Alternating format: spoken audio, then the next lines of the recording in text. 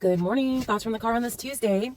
Today we're going to talk about the difference between fear-based and love-based decisions, self-love-based decisions, and how to overcome fear to make better self-love decisions.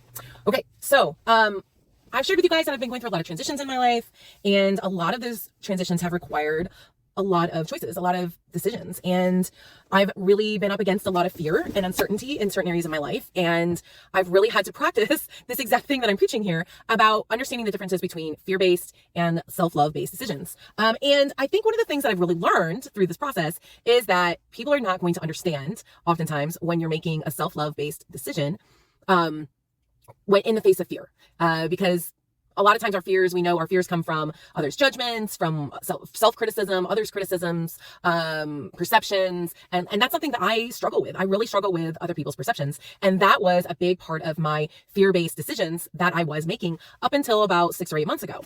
And it's been quite the journey of learning to actually make self-love-based decisions for the longer term fulfillment of my life based on my values and beliefs, rather than the immediate fear-based decision for the immediate need. And it can be very challenging to be able to differentiate between these two very powerful emotions, fear and love. But it's absolutely crucial for us in making choices that are going to allow us to have long-term value-based fulfillment in our lives.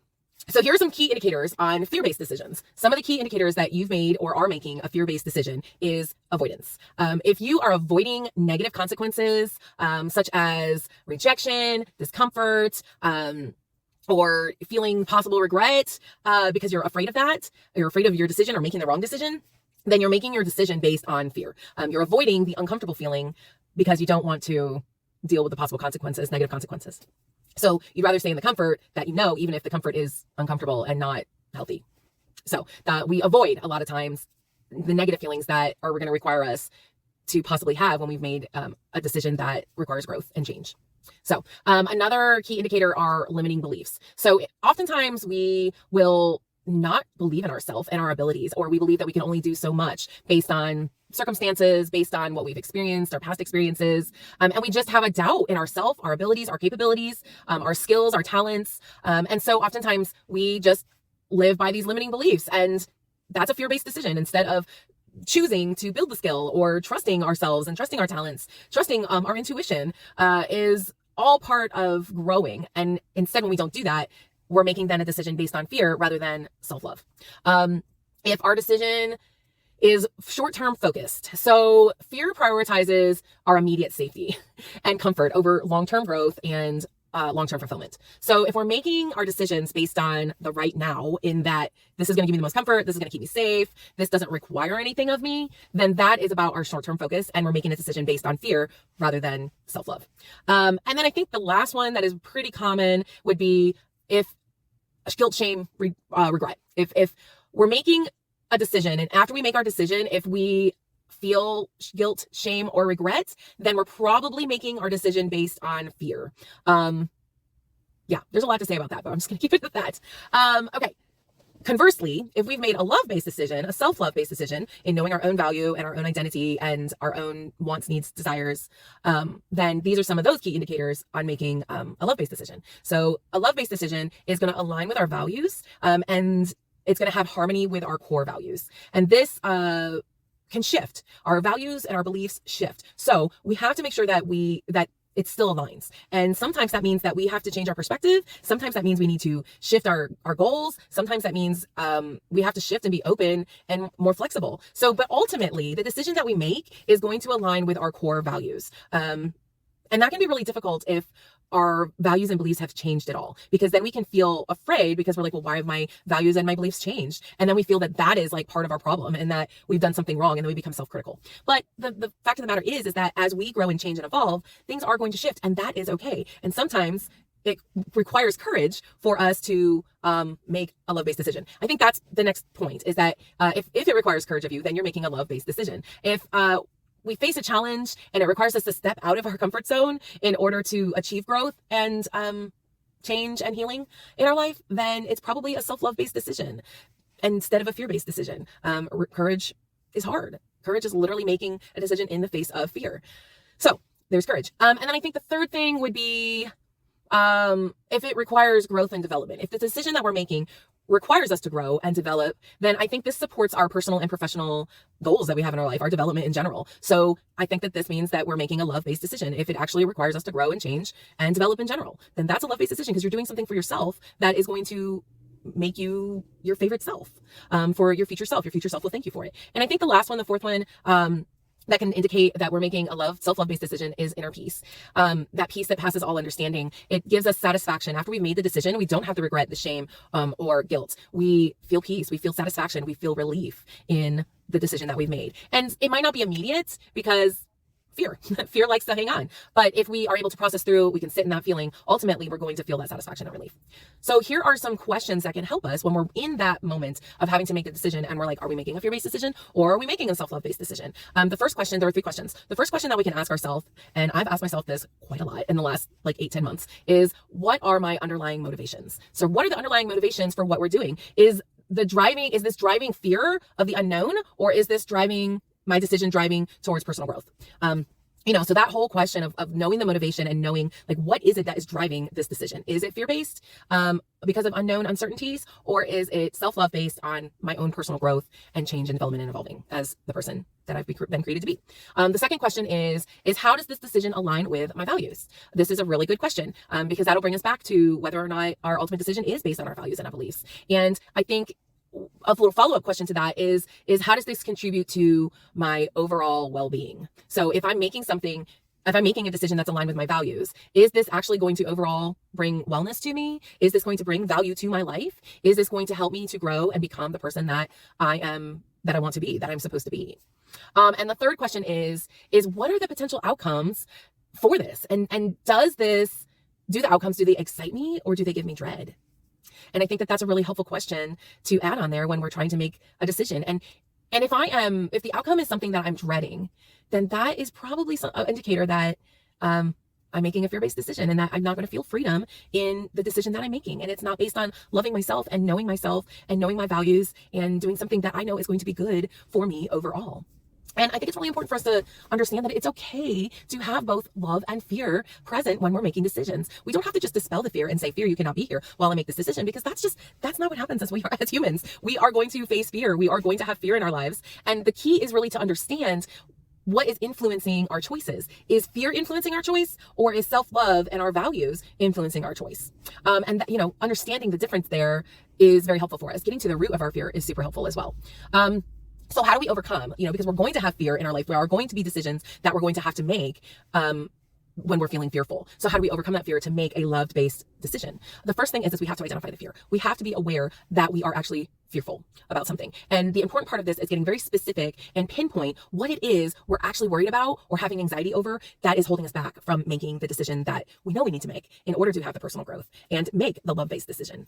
So first we have to identify it. Until we are willing to identify and see it is what it is for what it is, the fear for what it is that is actually holding us back in life, we're not going to be able to move forward and make love-based decisions. We're going to continue to make fear-based decisions. The second, I think we also have to, within the realm of identifying our fear, is we have to then challenge that fear. We have to challenge it and question the validity of the fear itself after we've identified it. We have to say, what is this based on? What is this fear based on? What is the root of the fear?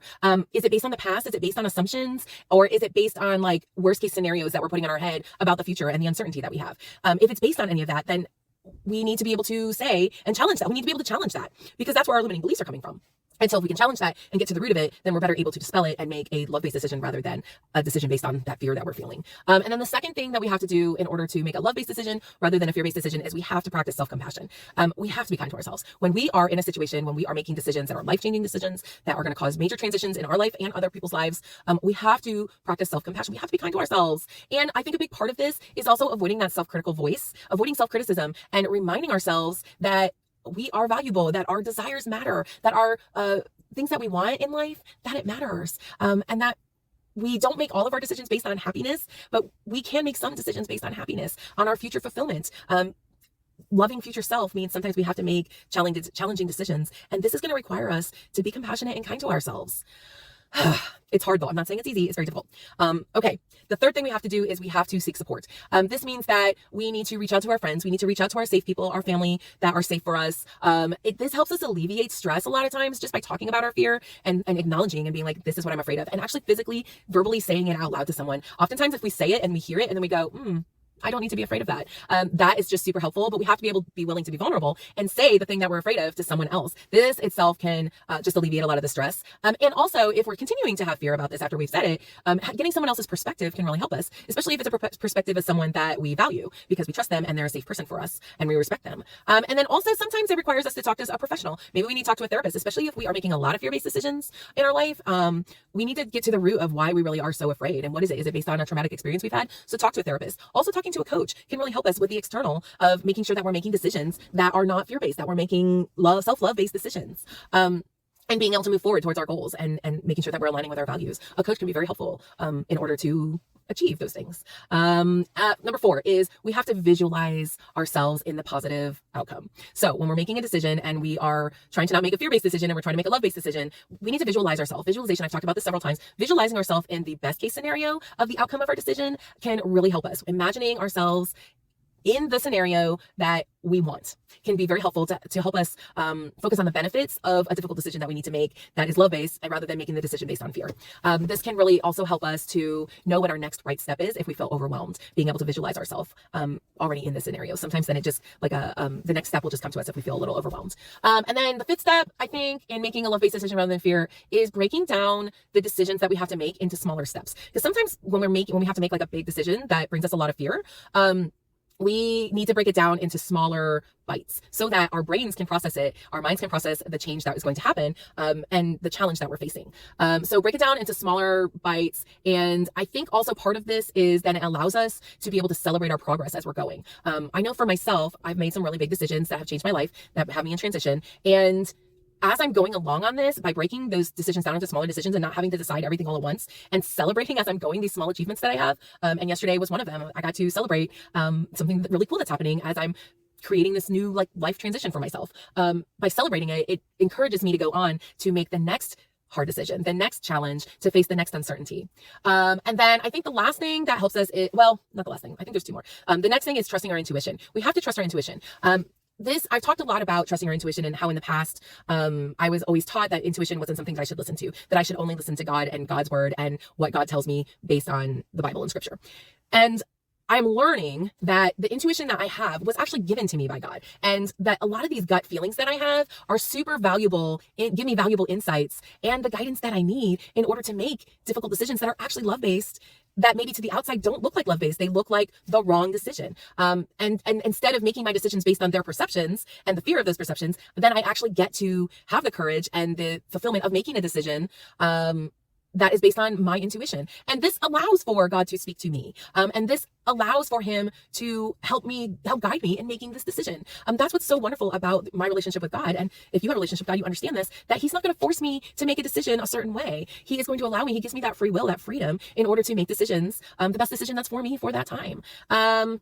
And he's going to guide us. If we're really truly listening to us, he is going to guide us in making our decisions. And then I think it's really important for us when we're talking about intuition to pay attention to our emotions, to really pay attention to the sensations that are going on in our body and process through those emotions and not just box them up and ignore them, which is something I really like to do because sometimes I don't like to feel my feelings because they're really uncomfortable. But I think that this gives us an indicator of how the different options that we have when we're making a decision. How does this option make me feel? What is the sensation that I have in my body when I think about that option? And then the last thing is mindfulness practice. We have to practice mindfulness.